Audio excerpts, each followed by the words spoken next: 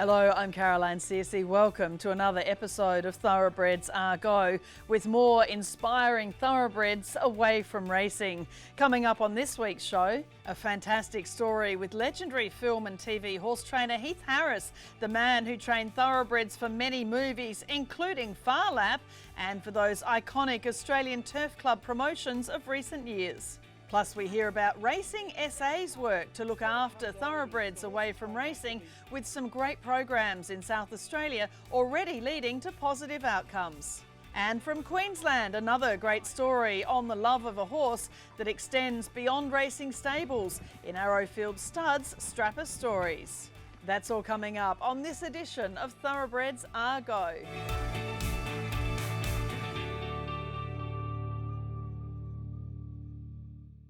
Heath Harris has a reputation for being one of the finest horse trainers in the world, and he has a particular love for working with thoroughbreds in film and TV. From Phar Lap to the Black Stallion to the recent iconic Australian Turf Club promotions with Caitlin Mallion, the clever things this man can get a thoroughbred to do and enjoy will blow your mind.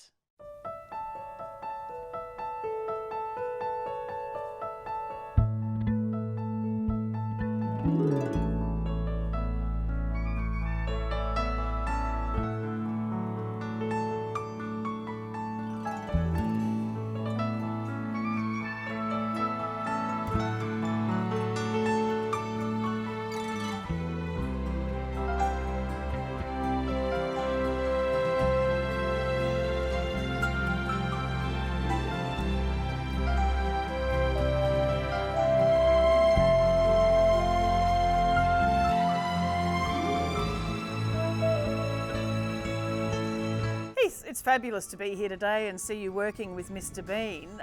Thoroughbreds you obviously have had a huge passion for right throughout your life, and in particular your working life. Yes, the thoroughbred basically, you can't beat it. I mean, they are the sharpest, smartest horse in the world, bar none, and also the most versatile. You can jump a thoroughbred, you can dressage a thoroughbred, you can 3-day event a thoroughbred, you can play polo on a polo cross, you can do camp draft, you can do all these amazing things. Not many breeds can do that. You're so well known as being such a wonderful horseman. You understand the horse. Where did that come from? Where did you learn this innate ability to work out how a horse thinks and how to work with it? School of hard knocks, basically. I mean, just experimenting and fooling around. And when I was a young fellow, my mentor was a man called J.D. Wilton. Great horseman, and I learned a lot from him. But it's a different technique I had to develop for the film business, about getting out of shot and all those sorts of things. So you had to get a horse a lot sharper and more responsive than just doing a circus or live show act. Basically, I started in the renaissance of the film industry, you know. There was no peer here, there was nobody that knew it, and slowly but surely they'd give me a script, can you do that? I'll go, yeah, sure. I'll go home and go, how am I going to do this? Out of necessity, I created my own methods of teaching horses to do the things that we need to do for the film industry. The other thing too, which is very difficult, is that you can't have a one-man horse. It's got to be with the actor or the actress or anything like that. You've got to trust anybody and work with them. That trust is something that it's quite hard to get them to teach them.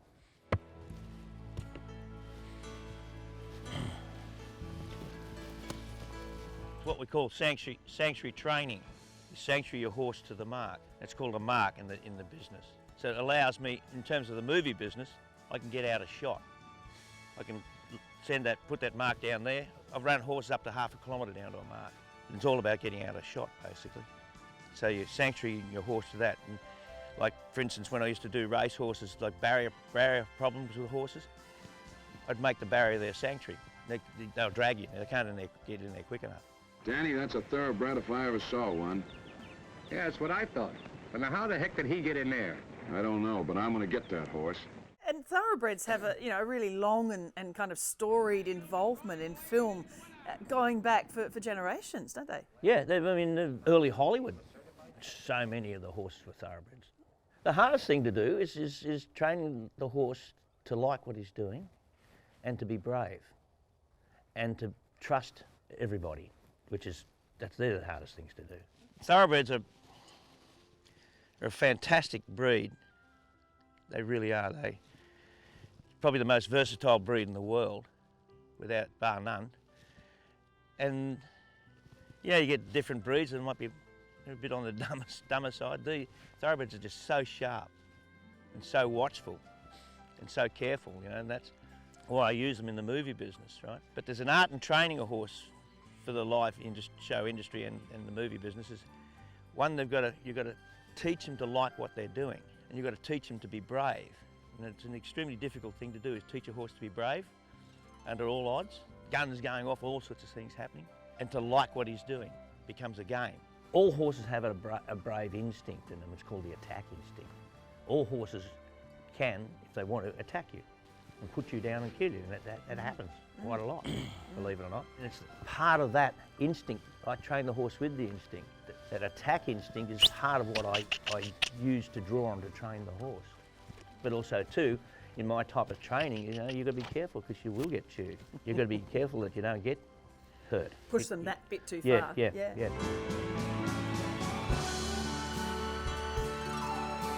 One of my favourite movies, Phar Lap, which is just an iconic Australian movie. For a number of reasons, obviously, Towering Inferno, the horse, was just so like Phar Lap. Tom Burlinson was magical. Bruce Rowland's score was magical. The piano, everything movie. worked, didn't it? Yeah. But tell me about it. It was quite a battle to find a thoroughbred that would play that role. Yeah. Looked all over Australia, looked everywhere. And I'm driving along, we lived at Nowndock at the time, and I was going to Walker, and there's a place called Branga Plains. And I'm driving along, and there's some horses over in the paddock, and there's this one towering over the lot of them. Jesus, it was literally 20k up the road from me the whole time. So I went in, I asked, it was Shirley McMillan, and I said, "What's that horse there?" She said, "Oh, I want to buy him off you." "Oh, it's my daughter's horse." I said, "No, okay, can I get a land of it then?" You know? So anyway, he finished up, we bought him, and we went on with the movie with that, and it finished up basically almost a dead ringer for Phar Lap.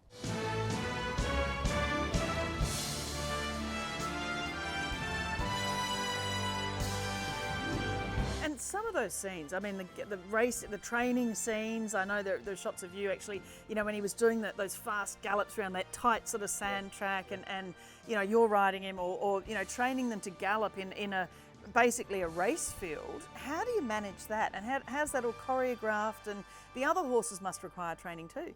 All of them. All of them have to be conditioned to tracking vehicles, all sorts of things, you know. So you've got to go through a process of conditioning your race horses. In a race movie, how do you control the field and what you do with it? They can't pull. If they're pulling, their mouths are open, you can see them being held back. You don't want to do that. So I put a really good stop on them. I long rein all the horses, every one of them, so that they get softer and don't pull. Right? You don't race from the beginning to the end. It's all choreographed in pieces, like a fight scene basically. You know, he'll shoot the start. You might do that 10 times. You know? And you've got 2 fields of horses. We had 50 horses on Phar Lap. All your midfield shuffling and all those sorts of things, all choreographed, and all has to be shot. Tracking vehicles, all sorts of things, you know. And the conditioning of the horses, because you can't have them race fit, you've got to have them endurance fit. You might want to run 20 horses up the straight 5 or 6 times and then go back. So you might run 200 metres and pull up, go back and do another 200 metres. But after 4 or 5 times, well, you've got to trade off, get your other 20 horses and do the same thing again. And they're all going to match. With Abstraction and neck in front, he's going to win the cup. Abstraction got there. And one of the great stories I do love with horses, thoroughbreds you've worked with, is Abstraction, who was by Grosvenor, formerly trained by Lee Friedman. And he worked with Mickey Rooney on that Black Stallion TV series. Tell us a little bit about him, because you got him in such good shape, he came back and won a Grafton Cup. Yeah. Much to the disgust of the syndicate that owned him. Yeah, but I mean, yeah, there's a prime example of a horse of shocking behavioural issues. And we finished up doing the movie with him, 12-year-old kid riding with no saddle bridle on him, and raced him in the movie, did all sorts of things. And I said to the mate, I think he's still racing this horse, can I give him a run? Turned out all right. There's so much people can always learn about the brain of a horse. The psychological issues of horses, and especially in thoroughbreds, if there was a more understanding, if people took a bit more time to learn out how they think and what their real instincts are, they'd probably a lot better horses. Not only physically fit, but mentally fit. There's an art in getting them mentally fit.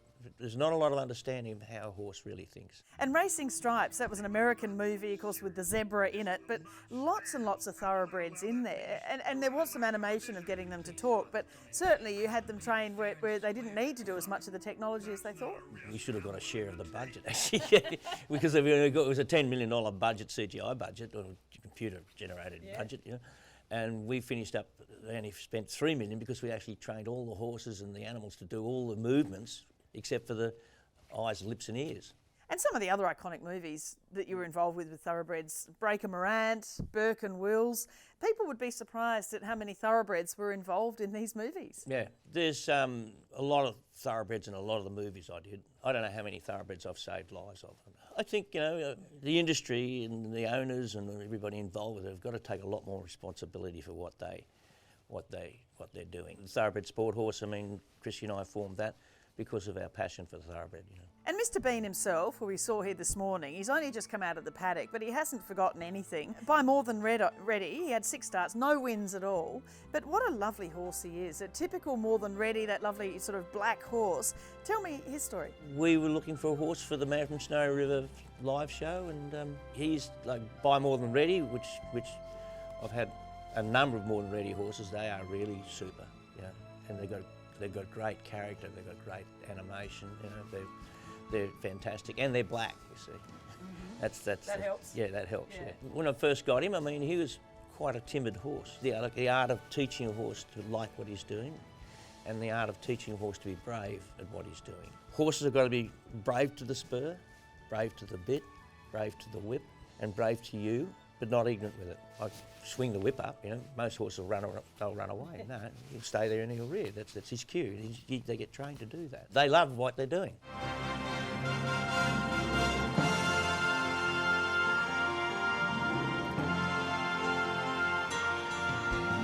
The Australian Turf Club, the promotion they did only a year or so ago with Caitlin Mallion in the beautiful dresses and so forth. I mean, that was just stunning. And he didn't mind one little bit, the dress flouncing around and the cameras and the people and everything. He just loved it. Yeah, they like what they're doing. And they've got to go to a totally strange place and do the job. My horses, they're professionals. They're there to do a job and they do the job, but they like doing it. No.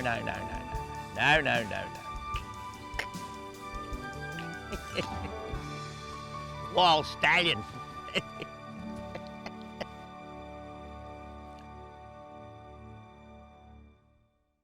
Just some incredible skill and understanding of the thoroughbred there from Heath Harris, and it's stunning what you can achieve with this remarkable breed.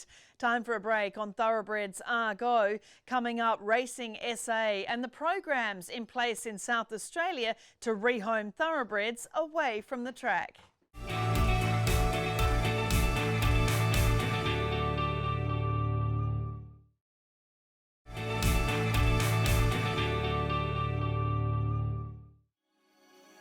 This segment brought to you by Kingstar Farm. Time to Reign, new in 2021. On Thoroughbreds Are Go, we try to bring you as many different ideas about rehoming thoroughbreds as we can. And this week we look at the work being done by Racing SA in South Australia.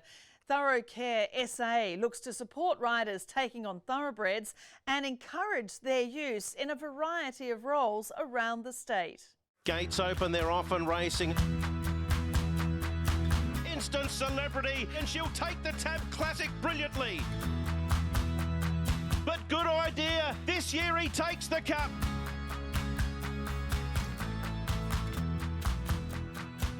John, thanks for joining us on Thoroughbreds Are Go. It's really important to showcase the great work being done around Australia to rehome our thoroughbreds, and things have really progressed in this area in South Australia in recent years, haven't they? Yeah, that's right, Caroline. We're really pleased with where our programs have headed with our Thoroughcare brand, and what we're doing. We're seeing great initiatives working forward. And your role, your individual role, has been supported by the state government's industry stimulus package. It's really important, isn't it, that racing engages with government everywhere, but it seems you're getting better support recently. We are indeed.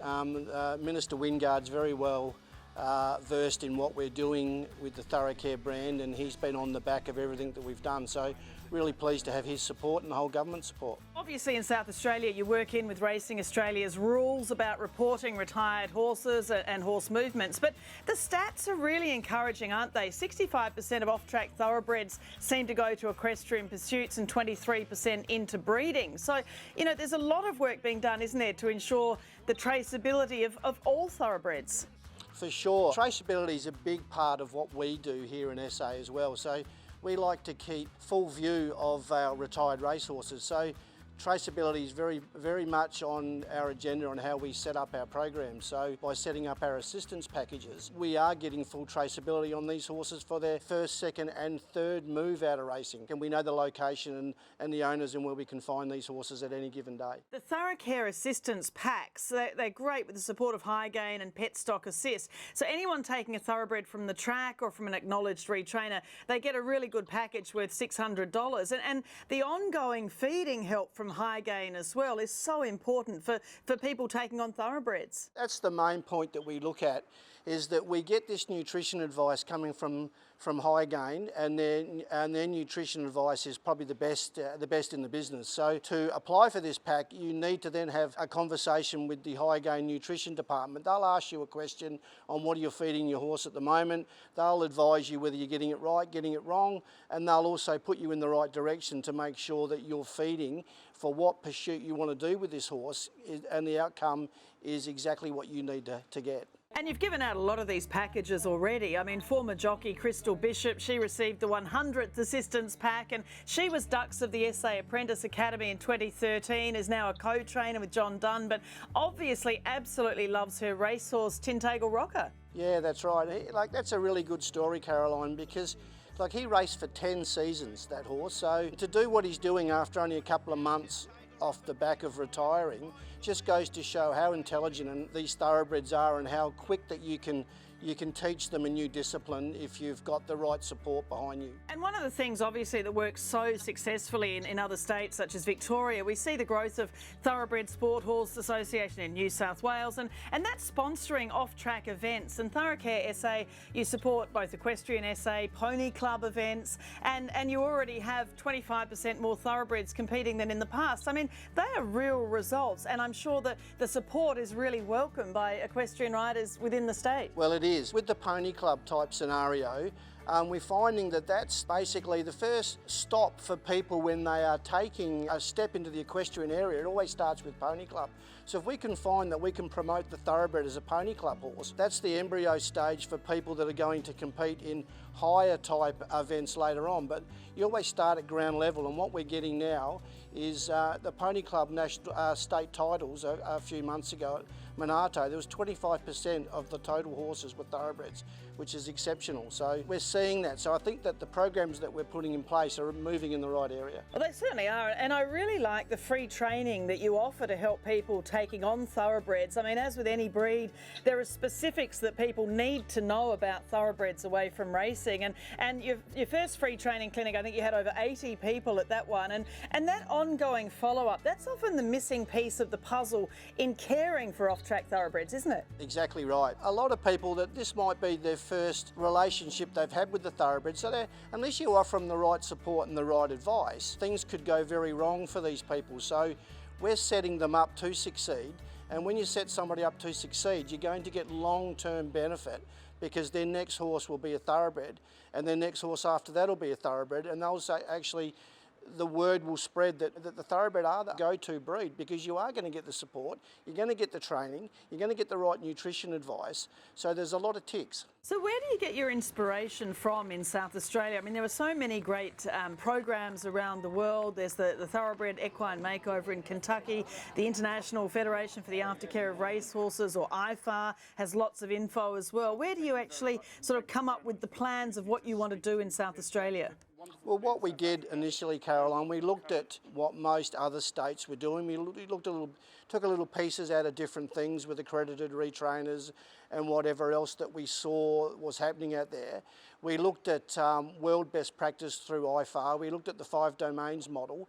But our major thinking behind our programs was we went out and spoke to participants.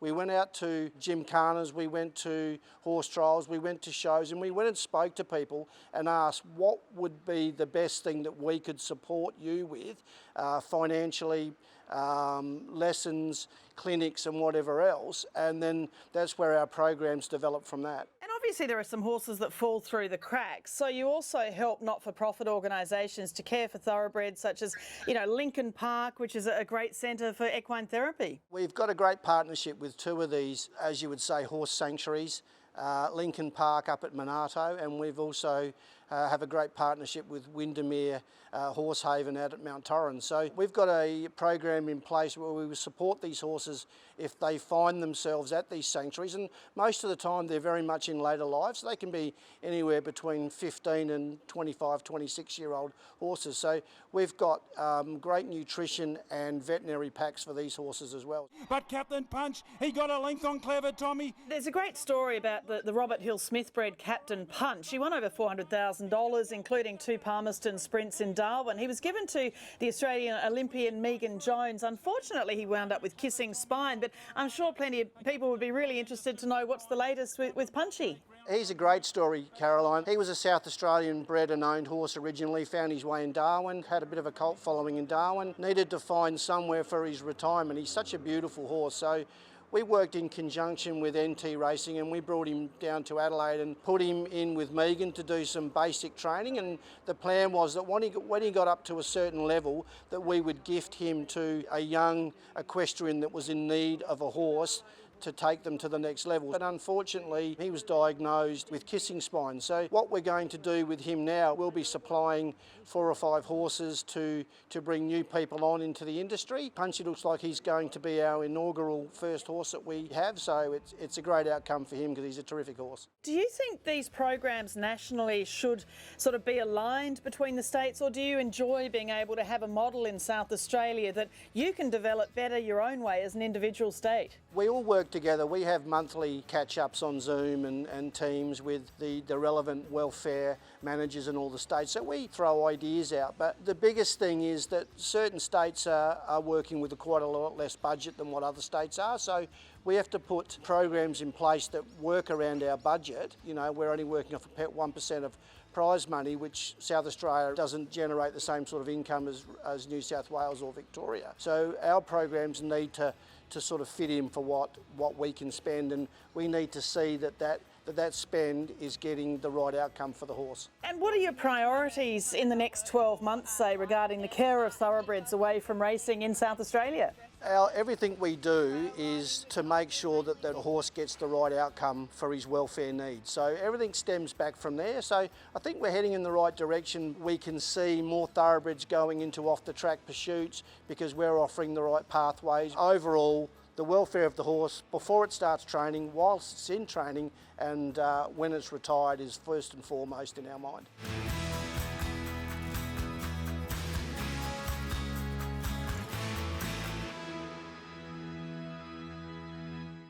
Great to see so many positive programs in different states around Australia, and thanks to Racing SA for supporting that story. Coming up on Thoroughbreds Are Go, a tale of full brothers retired together in Arrowfield studs, strapper stories.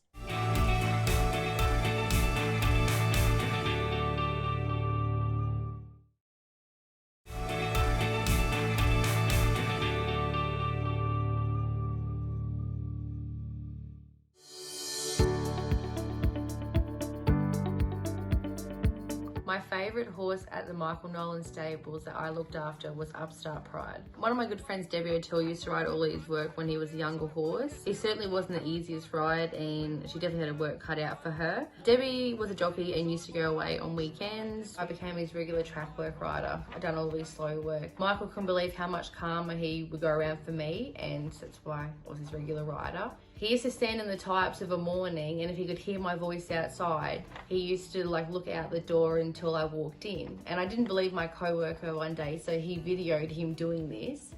I guess we got along so well because we're both a little bit crazy.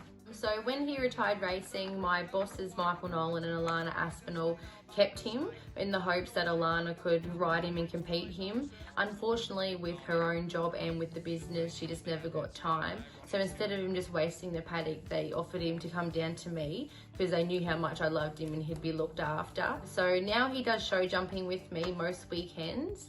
He loves show jumping, he gets very excited. I've actually got 2 of his other full brothers. So it originally started with his older brother, Tycoon's Pride, and he's been my best horse to date. We still have him, he won't ever go anywhere. He does show jumping, he helps teach people to show jump. He's just an all-round horse. So through the Michaels Nolan stage, his younger brother came through who was also a full, and I wanted the 3 of them. So I ended up putting my name down for Ruler's Pride when he finished as well. The trainer rang me when he finished and he came to live his life with me as well. So I've got the 3 brothers, full brothers, and they all live their life happy. I love the off-the-track thoroughbreds and taking them away from the racing and finding them homes because I love how they're bringing out all these incentives, which is making it really rewarding with all the work that you do with them away from racing. Because I ride them track work as well, it's just even more rewarding because I love giving them a good start away from there with their new lives.